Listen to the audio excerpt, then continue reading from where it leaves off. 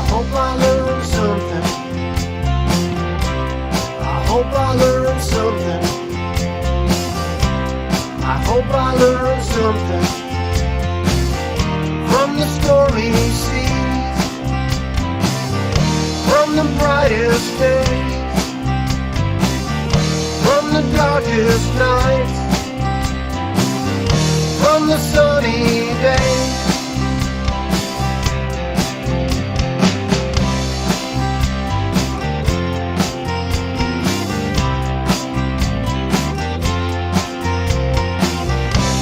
I hope you learned something. I hope you learned something. I hope you learned something from the stormy seas, from the brightest days,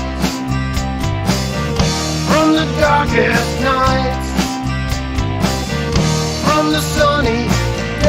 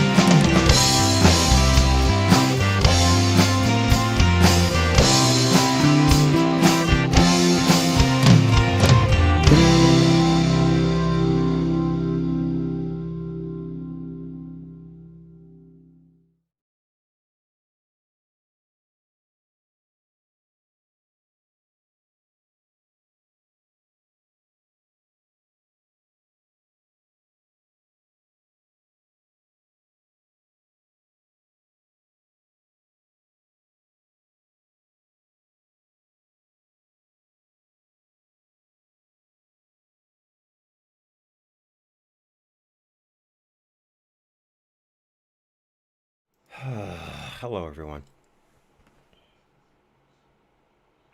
I'm locked out of my Babylon Bee account. I don't know what's going on. I can't get in. I'm trying to upgrade my browser, and it's been a complete disaster. Anyway, enough about me. Hello, hello, hello. Welcome to the Daily All Hat No Cattle News Rodeo. I'm your host, Hat. Hello, good people on YouTube,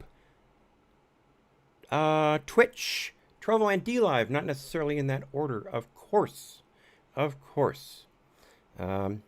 I see in the DLive chat, Steely Dan has said Pete S. was taken off DLive today. Steely Dan, I'm not familiar with Pete S. Could you spell that out further? Maybe it's not someone I've followed recently. That would help. Remember, my memory's shot So that's going on. And yeah, Michael, thanks for trying to wake me up. I just, oh God. By the way, folks, the reason it's so dark, I've got a real kicker of a migraine going on right now. The screen enough is bugging the hell out of me. So it's not going to be a long show today, but I will do my best. I have not been able to preview a lot of the articles. I basically dragged up a bunch of headlines that look good. So it's going to be pretty much a loosey-goosey show today. But I do have at least one thing that I'm looking forward to, and that is this Babylon Bee piece from their sports section. Our Babylon Bee bookend on the left today, inspiring U.S. women's soccer team to boycott scoring goals until racism is defeated. Excuse me. We have here a picture of two women putting their hands over their hearts during the national anthem, and one item not. And I will not go any further than that. Dateline Tokyo. People were stunned after the U.S. women's soccer team lost to Sweden in the Olympics this week by a score of 3-0, until the team revealed that they are boycotting scoring any goals until racism is defeated. Quoting star player and beloved activist Megan Rapinoe, "Yeah, we didn't score any goals against Sweden last night, but that was totally on purpose. This isn't the time to score goals when America is still racist. We totally could have beaten Sweden, but we decided as a team that no goals will be scored until complete equality has been achieved in America. Also, we demand a hefty raise." Close quote. Onlookers were stunned during the second half of the game when Rapinoe dribbled the ball all the way to Sweden's unprotected goal and whispered, "This is for you, people of color," before kicking the ball straight into the air and running headfirst into the goalpost. Quoting a Teen Vogue's sports writer who has never watched sports, this may be one of the most powerful performances in the history of sports. The U.S. team is demanding to remain in the Olympic tournament and promises to continue its streak of 0 goals. Inspiring, says Babylon Bee, everyone. Santilli. Pete Santilli. I'm sorry, Steely Dan. Please don't think ill of me, but I do not know who that is. I've never followed Pete Santilli, so my bad. But certainly, no matter who they are, I do not agree with YouTube taking anyone off the platform at all. That is not how YouTube was built. YouTube was built on the backs of people putting up outrageous stuff and letting the comments flow. You would attract people, you'd get things going, and if people didn't like you anymore, they would stop watching you. That was the nature of YouTube.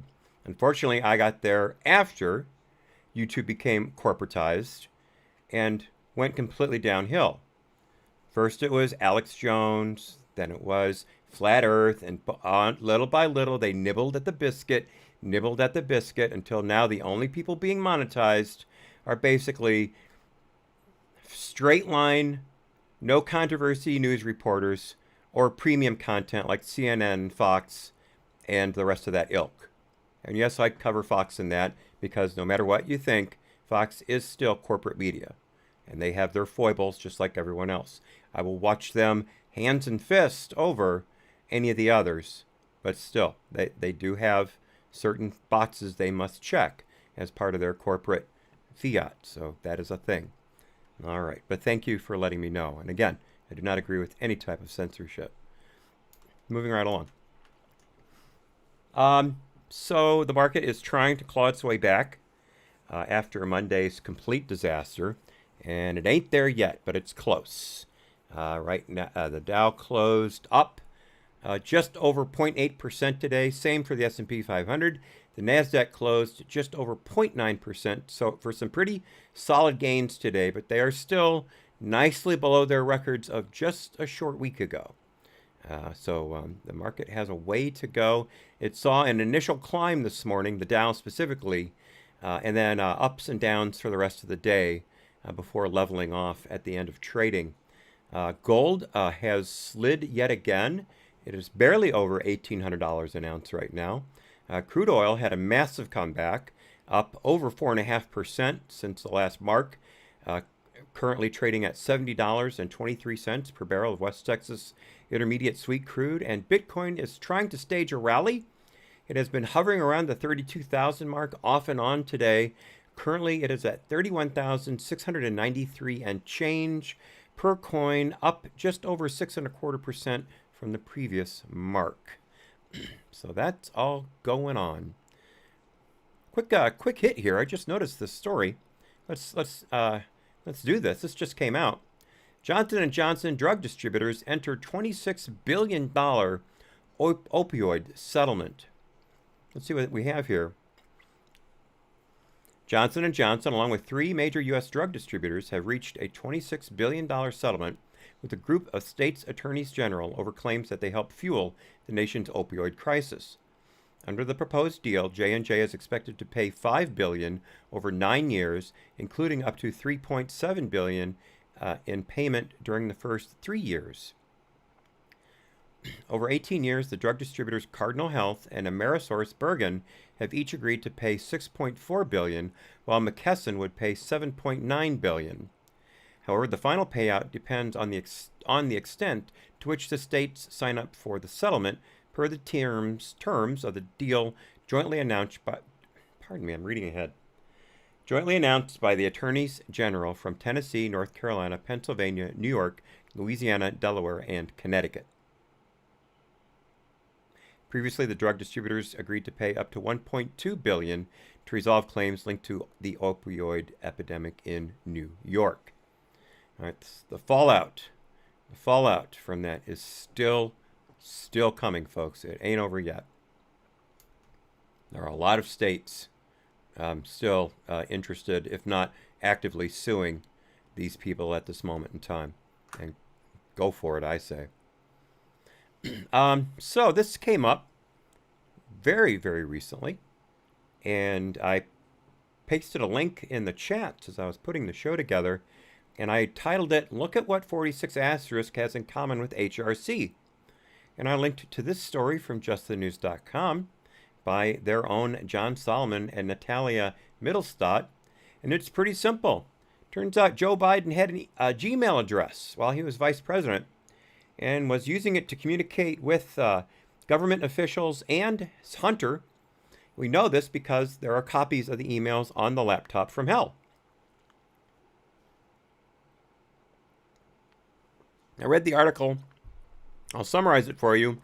There are a number of government-related tidbits that flowed from people like Blinken, who was high on Biden's staff at the time, to Biden and then to Hunter, including news of a release of a U.S. prisoner from, I believe, a Turkish prison.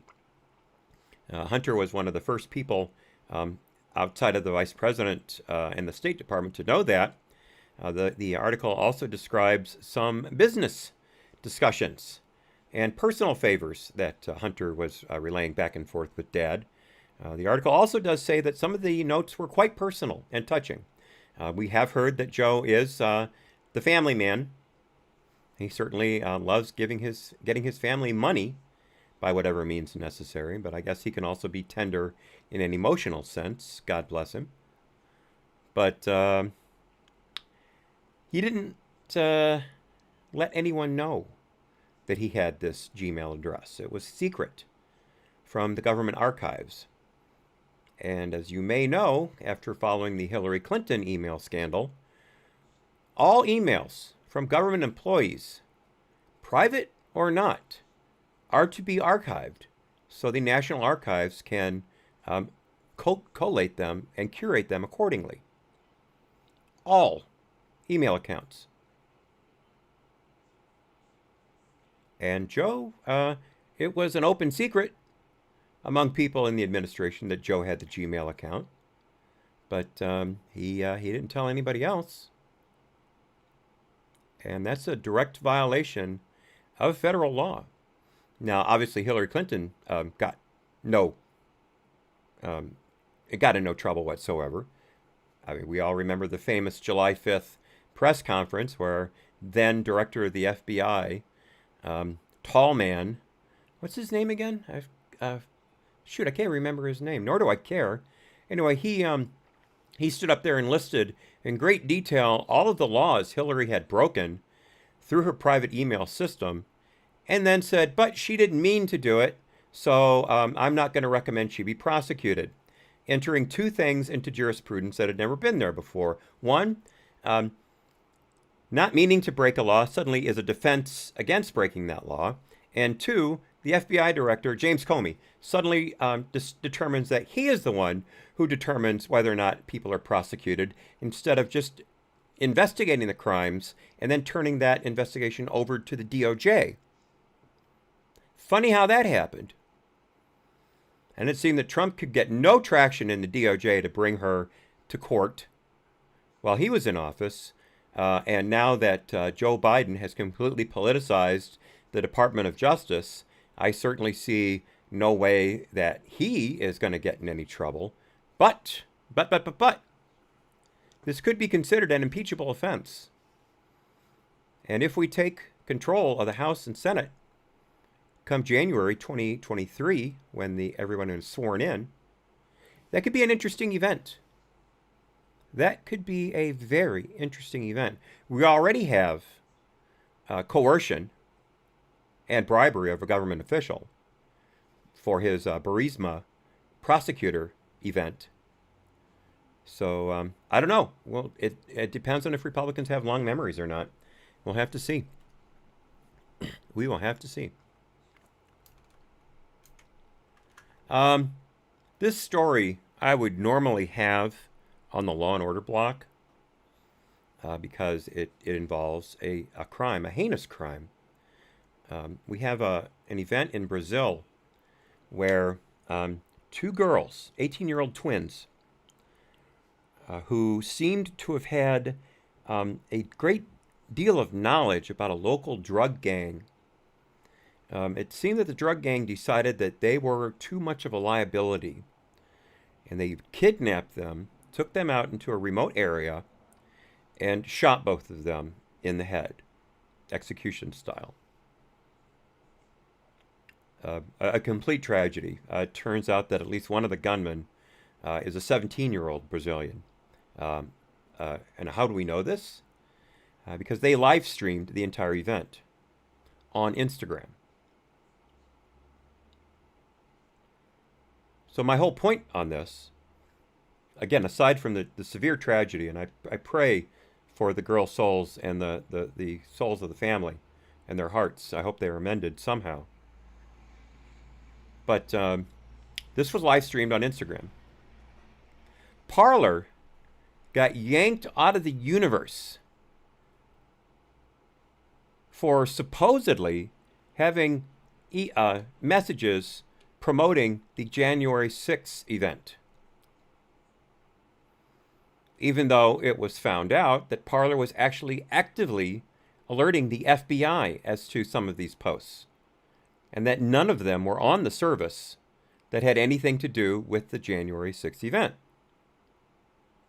Yet they were summarily ripped off the internet by the Amazon web hosting service they were a part of, and their app was taken out of both the Google and Apple app stores, right at the point when their popularity was surging to a point where it had never been before. By the time Parler got back on, they were completely on their back feet and had lost pretty much all the momentum that they had. So why is Instagram still on the air? Why hasn't Instagram's service pulled them? Why is Instagram still available in the app stores when an actual live kidnapping and double murder was live streamed on that service? I'm not asking this as one of those, hey, look at the disparity in how the left is treated versus the right is treated. I'm not saying that. This is not about hypocrisy. This is about actually holding someone accountable for a heinous event on their platform. We've seen tortures live streamed on Facebook and other horrible events like the New Zealand Christchurch shootings. Were they ever taken down? Were they ever even fined? No. No. This is beyond a little bit of you treat me one way, you treat them the other way. This is full-on madness. Instagram was directly involved in the live streaming of a major felony and brutal executions. I'm going to say that over and over again because that's the truth. That's how they know who did this. They use their personal Instagram account. I want justice for these two girls and for their families, both in the legal sense as to the perpetrators and to Instagram for their part in this. By the way, the dead girls, Amalia and Amanda Alves. And it seems that, according to initial reports, they may have just been a liability to the drug gang. And so they took them out. A young man, Mateus Abreu, a 17-year-old suspected of being behind the brutal murder, has since been arrested by Brazilian police, and he's being interrogated. The suspect has a criminal history, having previously been arrested over unlawful possession of a gun, intentional bodily injury in 2020, and this year as well for theft.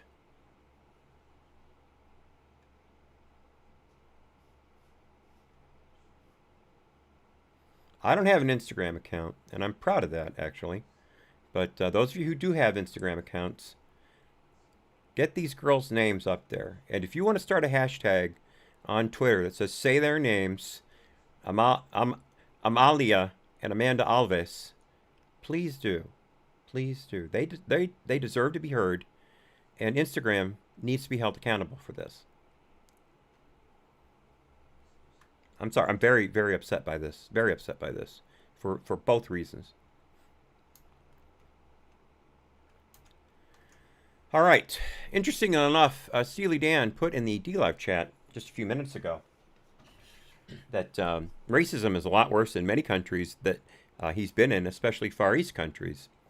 And I have a story in the after show, in the Law and Order block, that is good news about race relations in the gun community, at least as far as I'm concerned in my own personal way. But unfortunately, as far as America in general, the race relations decline that we saw start in the Obama administration begin to heal under Trump have since again collapsed. Have a Gallup poll here, written up in an article in the Daily Wire by Mariade McCardle. A majority of Americans, 57%, say relations are somewhat or very bad. Meanwhile, 42% of Americans say relations between blacks and whites are either very or somewhat good. The poll is conducted between June 1st to July 5th.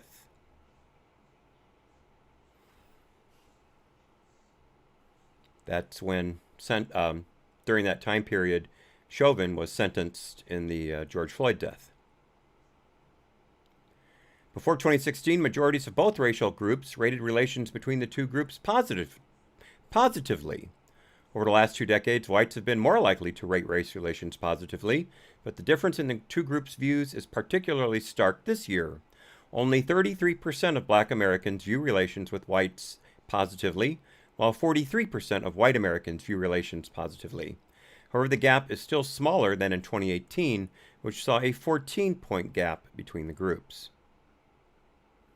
Now, I can't imagine why there's animosity between whites and blacks. I mean, we only have the entire U.S. government and the entire mainstream media screaming racism at the top of their lungs every moment of every day. We've been told over and over again by our diaper wearer in chief that white supremacy and white nationalism are the most existential threats to American democracy. So far, yet to having named one group or even one individual who has been charged in either of these activities or even a hate crime. We've also heard from the Department of Defense that white supremacy is the most dangerous thing facing our nation, even above ISIS and terrorism in general. I heard today that there was a system being used. I can't remember if it was in the military or in the federal government in general, but it was a system being used to determine if you were basically a white supremacist. And I heard about one part of it, I think it was on Tucker last night, where if you searched, what is the truth about Black Lives Matter, you were put in the white supremacist, white nationalist bucket. They're searching people's search histories, and if they found anything related to that, boom, white nationalist, white supremacist. That's what the government and or the DOD is doing right now to Americans. So it's no wonder Gallup found such a horrible reduction.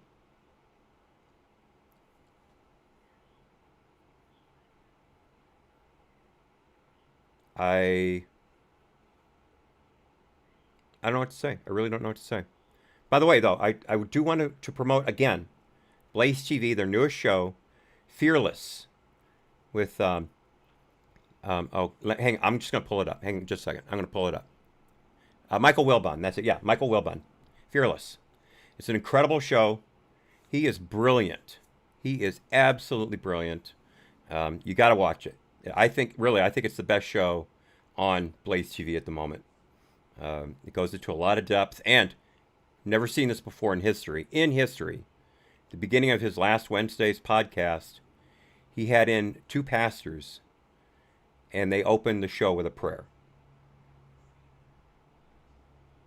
I've seen that at dinners, at luncheons, for, like Catholics for Christ or things like that. But I've never seen a podcast start that way. And I tell you, it really woke me up. I have to admit, I had been doing a few things out of anger. I'm not going to describe them, but I've been doing a few things out of anger. And when they had that moment, a lot of that anger was released from me. And I became a better person. I'm not a great person, far from it, but I became a better person because of that one moment. Last Wednesday's podcast, look it up. All right. So, keeping with race relations, remember, Black lives matter unless they're black Cuban lives, in which case we do not welcome them if they come to our shores, and we do not stand up for them as they've been brutalized by the Cuban communist regime for literally decades. We're supposed to believe that all Marxist societies are classless. Everyone is exactly the same. Well, that's absolutely far from it. Every Marxist society has always had multiple categories. I think in North Korea right now there are something like 57 categories that you belong in. And it's all related to what your ancestors did. There is no upward mobility in North Korea, just as there's basically no upward mobility in China or Cuba or any other Marxist country. And black Cubans were definitively not only, I can't say segregated, but singled out. And so in D.C., as you can see in this picture, and good afternoon, Ray. As you can see in this picture, some wags painted Cuba Libre in front of the Cuban embassy in D.C. Cuba Libre, of course, stands for Free Cuba. This is on the same block, by the way, where Mayor Bowser put down the Black Lives Matter street mural. But funny enough, this was only up for a few hours, and then Bowser had it removed. It's gone. It's okay to promote a literal Marxist organization that calls for the destruction of the nuclear family, the destruction of all police forces and prisons and jails, and the unconditional release of every prisoner. It's okay to promote them, but heaven forbid we promote the freedom of an entire people who have been under the boot of communism since 1962. Remember, the revolution started in 59.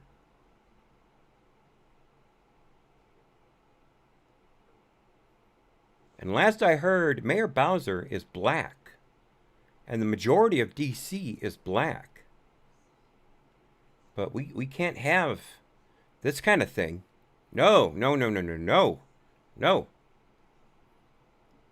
Article from the Washington Free Beacon by Leif LeMahieu, by the way. Moving right along. Okay, quick little note. Oh, God. Thank you, Ray. Thank you. Guys, my memory is shot. It's getting worse. It is getting worse. And I want to thank Ray for letting me know that I'm screwing up. Thank you, Ray. I'm forgetting a lot of stuff lately. And I said this the other day, and I may amplify it. I don't know if I'm going to be able to do this much longer with all the mistakes I keep making. I really can't handle the kind of stress I create on myself when I make these kind of mistakes. It physically hurts. It physically hurts. And let me get the other one while I'm at it. I know you guys are very forgiving, and I appreciate that immensely. But oh shoot, that's not it. It is a thing. It is a thing that I'm dealing with, and it's quite difficult. Where the heck is it?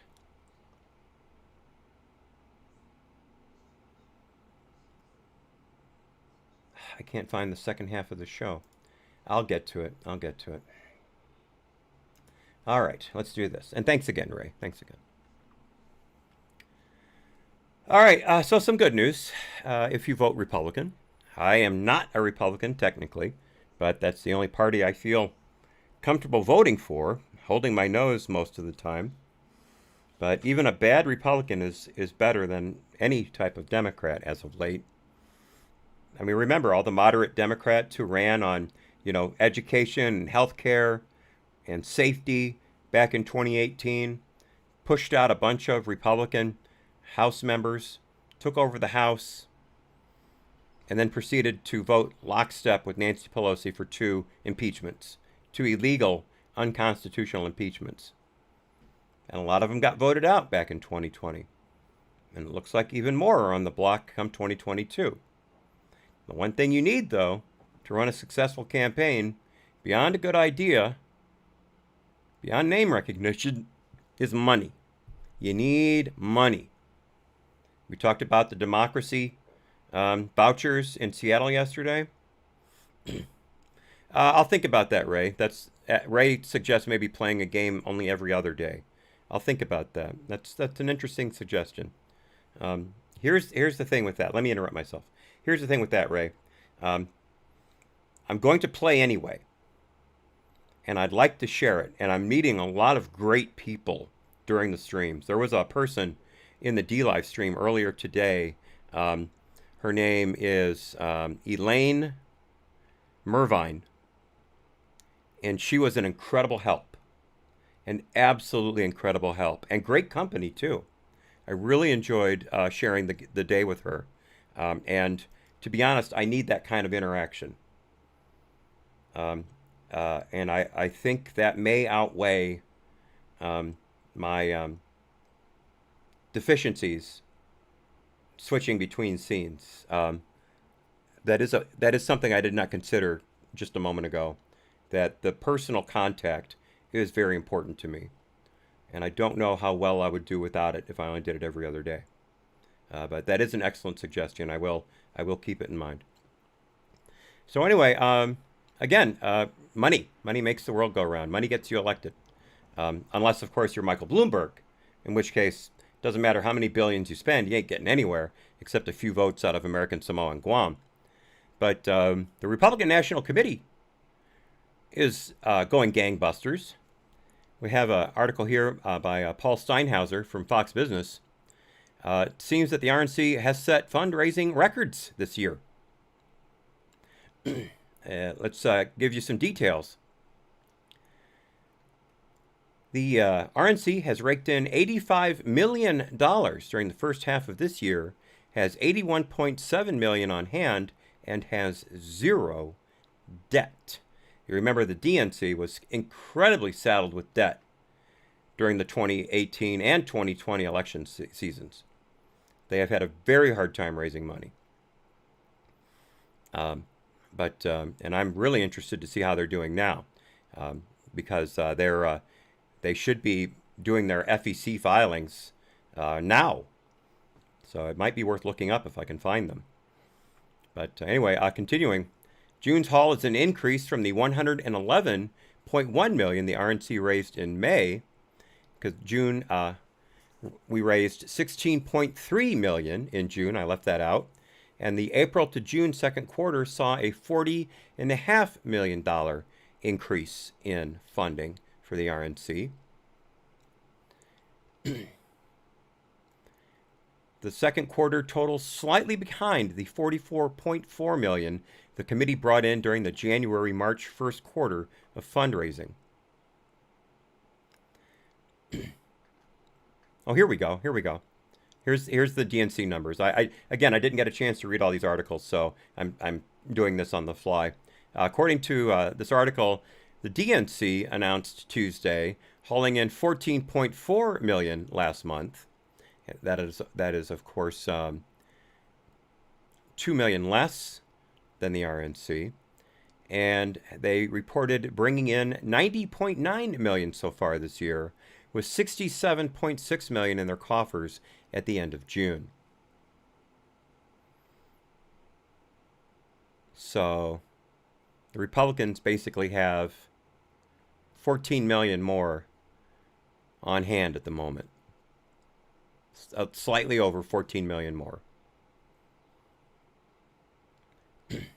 The RNC touted its multi-million-dollar investments into litigation and on-the-ground election integrity efforts, its permanent data-driven, ground game operation, and its commitment to continue their organizing efforts in Asian Pacific American, Black, and Hispanic communities in key states across the country.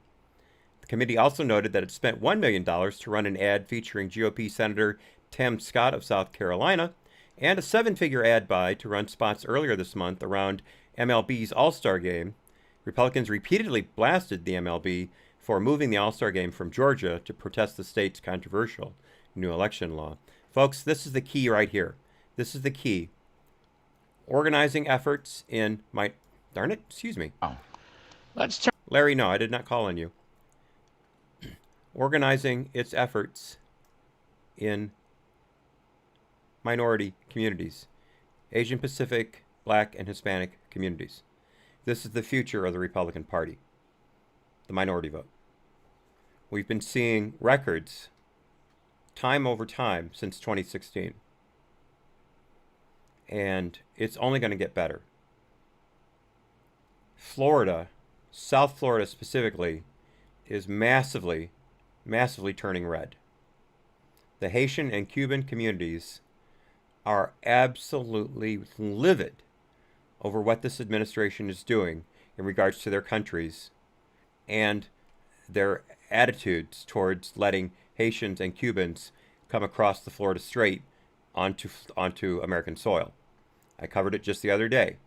Anthony, the Secretary of Department of Homeland Security said flat out, do not come.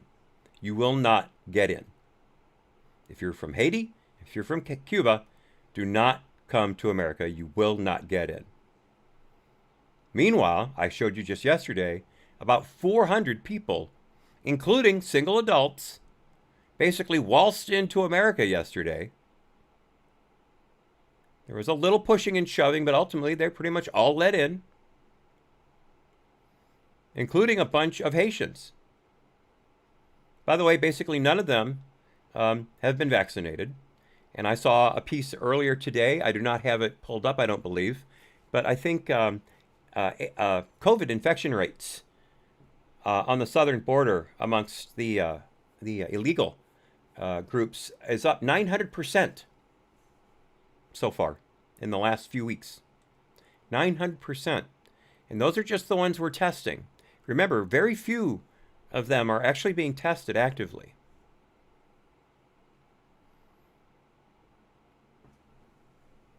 So, but yeah, Cuba and Haiti, big representations in South Florida. So those communities are going to be looking more and more towards the Republican Party. And South Texas. We've already seen several very blue South Texas congressional districts flip red last year. And that was when we had a pretty tight control on illegal immigration. This administration has welcomed illegal immigration to the nth degree. We're seeing record crossings that haven't been seen since 21 years ago. And we have a wall. Kinda. Sorta, almost. Thanks to 46 Asterisk and his pen.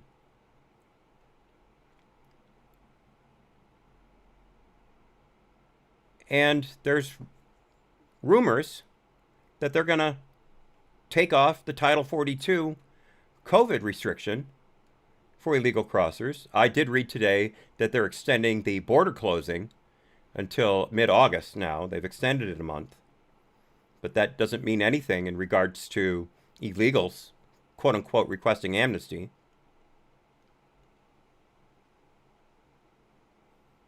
It's one huge shift show. It's Swalwell on a stick.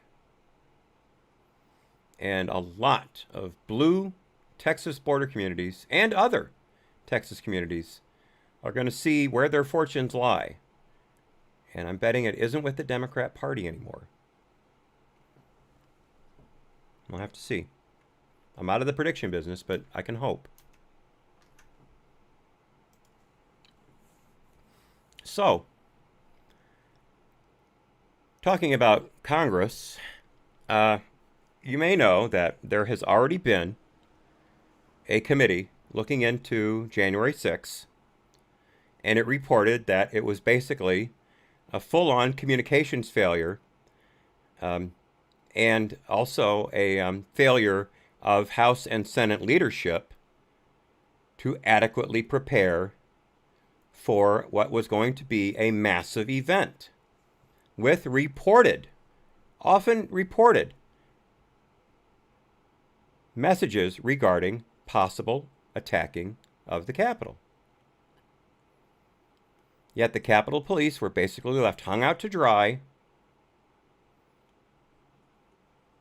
And now we're told that it was a planned insurrection by white supremacists and white nationalists. And even though that other Senate report, that Senate report showed fully no such thing happened.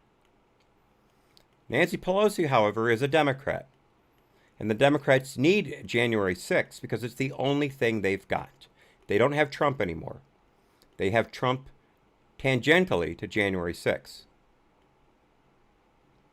So they're going to bang that drum every day between now and November 2022. So Pelosi wants to set up her own January 6th commission. But she only wants the people on it that she thinks is going to do the job she wants it to do. House Minority Leader Kevin McCarthy has proposed a number of Republicans to be on the committee, including Jim Jordan. And Pelosi said no. She also turned down Jim Banks because, as Nancy put it, it would impact the integrity of the investigation. Because as we all know, Republicans don't have any integrity.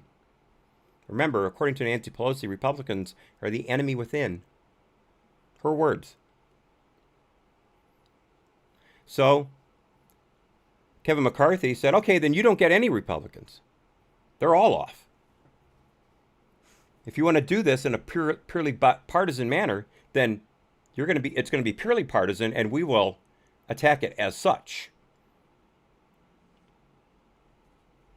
Now, of course, the press are going to carry Nancy's water every inch of the way. But as we keep seeing, fewer and fewer people not only watch CNN, MSNBC, and the nightly news on the broadcast channels, technically broadcast channels, it's all digital now, but also they don't believe them anymore. Media trust among the American people is at its lowest it's ever been, and it gets lower and lower. Congress is trusted more than American media right now.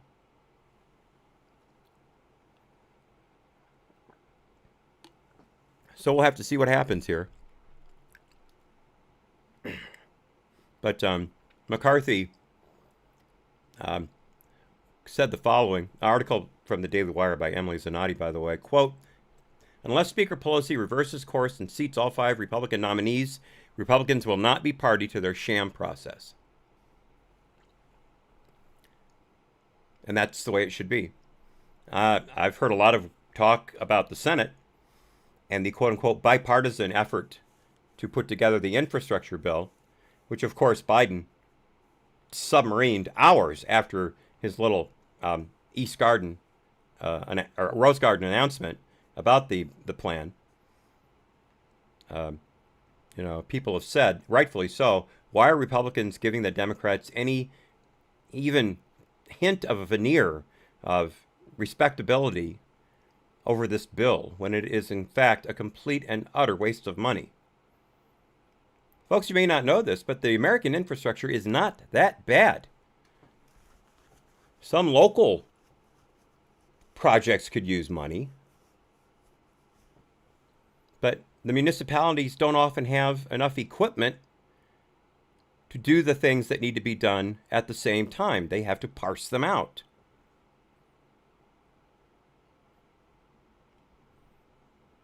But we keep hearing this false statistic that American infrastructure is like 13th or 37th, whatever number they make up. It's not. It's not. But so that it's all a sham. It's all a sham. So as we've talked about this administration, pretty much everyone they've put in a position of power is either a diversity hire or a political hack or a bomb thrower. It's pretty much the top 3. And we were told this would be the most ethical and transparent administration in history. And they're off to a roaring start by not being any of those things for the last 6 months. By the way, yesterday was the 6-month anniversary of this administration. How do you feel how things are going so far? But we also knew that there was a lot of money being made by these people.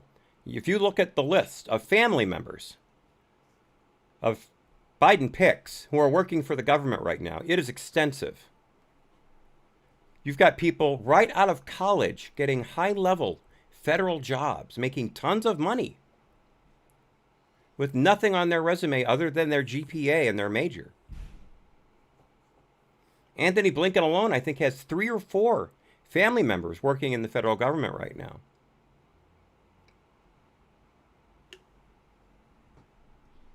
But turns out one of these appointees has really stepped in it, according to a watchdog group. I've got an article from the Daily Caller by Andrew Kerr, or is it Kerr? I don't know. The group is known as, let me find it here, I didn't have a chance, Protect the Public Trust. And they're going after Deputy Solicitor for Water Resources, Daniel Cordalis. Yes, that's a thing. Deputy Solicitor for Water Resources. This is why we are all in so much trouble. The federal government has people that do things like that. Why in God's green earth should the federal government have anything to do with water resources? That should be a state and local thing. Period. But it is a thing, and Biden appointed this guy. And it seems he pulled a little sleight of hand back in January. That looks like it was a real boon for some people that he has close financial ties to. It seems that back in January 14, Daniel Cordalis rescinded a memo that, according to Watchdog Group, I read that wrong. He rescinded a January 14 memo that, according to Watchdog Group, Protect the Public's Trust, likely delivered a financial boon to the Northern California-based Yurok tribe, a group that he used to represent in legal matters and that currently employs his wife. The memo Cordalis rescinded was penned by non-political career officials and would have reduced revenue for the Central Valley Project Improvement, the CVPIA, a program that has delivered at least $30.8 million in grants to the Yurok tribe since 2013. Cordalis rescinded the memo June 11th, there's the date, and ordered staff at the Interior Department to reconsider the decision in light of an executive order signed by 46*, his first day in office, ordering all executive departments to rescind Trump-era actions that don't advance, quote, environmental justice. Once again, of course, if Trump did it, it's bad. Period. End of story. Shut up and do what we tell you to do. Continuing with the article, however, the move could benefit the Yurok tribe and thus likely constitutes a blatant and egregious violation of ethics commitments. That's according to Protect the Public Trust. This is from their director, Michael Chamberlain. With the January memo, it's possible that some of the funding could be reduced. So the tribe, as it's spelled out in our complaint, has a definite financial interest in the policy discussed in the memo.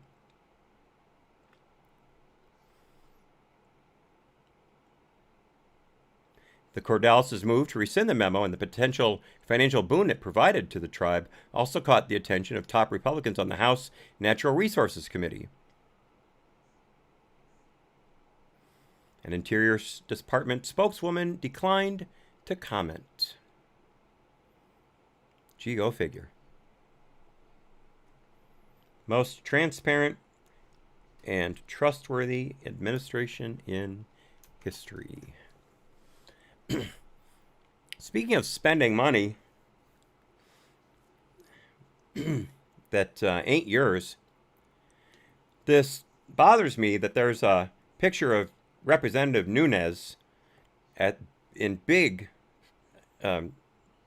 resolution here underneath this headline, but Fox does that. They mix videos along with stories, but this is a great story, I must say. I saw it yesterday after I'd done the show and couldn't wait to put it up today. This is from FoxNews.com by Houston Keene, and it's quite simple. Representative Swalwell seems to think that campaign money is legal to spend on booze, limo services, and 20 grand at a high-end hotel where his wife works. Swalwell's campaign spent over $10,000 on limo and luxury car services, according to the sub-headline. California congressman appears to have been driven in style with this FEC record, showing the campaign spending over $10,000 on 26 rides from various limousine and luxury car services. $10,000 on 26 rides. Swalwell's campaign also spent over $26,000 on luxury hotels. More than $20,000 of that were spent at the Ritz-Carlton Half Moon Bay, where Swalwell's wife was the director of sales. He dropped $556 on food and beverage through the alcohol delivery service Drizzly in 9 separate orders ranging from $5.79 to $124.86. Additionally, Swalwell spent $1,151 on refreshments, quote-unquote, from 7 trips to Capitol Hill Wine and Spirits, and almost $4,400 at 2 California wineries on the same day for catering and refreshments. FEC records reveal the California Democrats' campaign spent over $7,000 at luxury restaurants and steakhouses in D.C. In addition, Swalwell appears to have sat down for 13 in-person meals at Charlie Palmer Steak, Oku Sushi, STK Steakhouse at the downtown New York City location, and other high-end eateries. Additionally, a filing listed under the supporter appreciations, Swalwell spent $205 on the website The Knot, where people list their wedding registries. And of course, we all saw the picture of Swalwell without a shirt on top of a camel, during a bought and paid for trip by Qatari businessmen.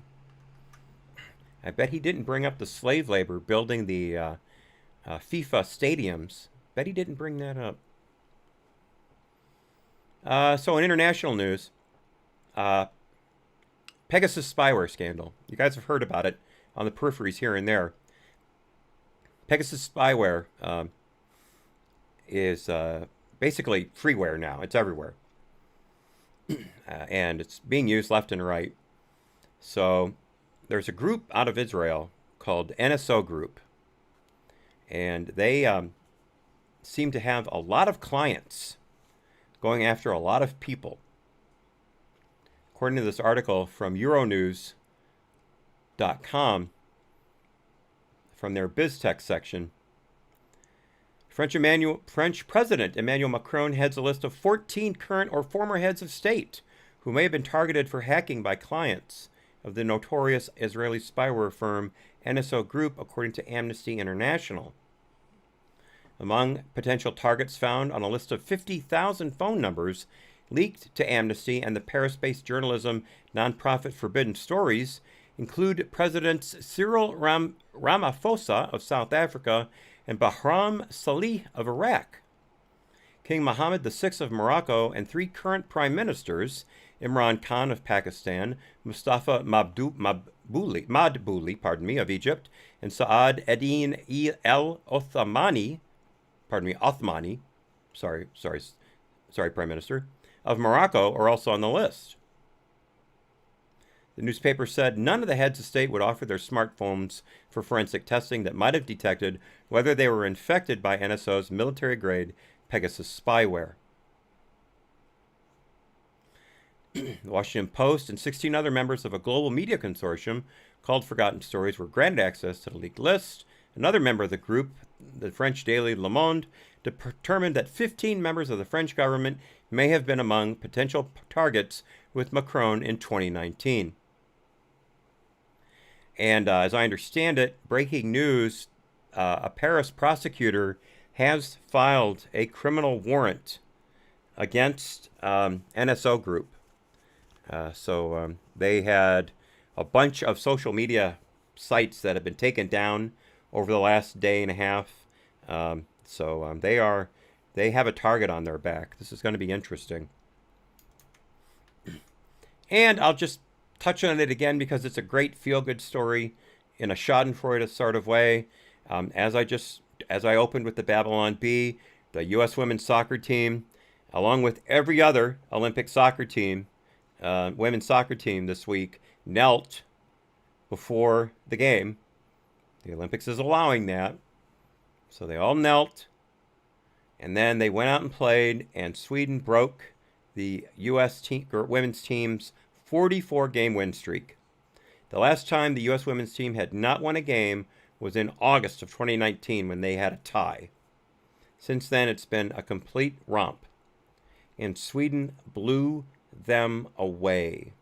The U.S. had, according to what I've read, one decent scoring chance throughout the entire game when one of the gals had a shot go off the post, if you will, of the Swedish goal. That was it. That was the entire American scoring chance throughout the entire match. The rest of it was dominated by Sweden. And I'm sorry to see a U.S. team lose, but I'm not sorry to see the U.S. women's team lose. If I have to go against some of the good-hearted girls on the team, women on the team, but they've all gone along with Rapinoe, and Rapinoe is a pure bomb thrower.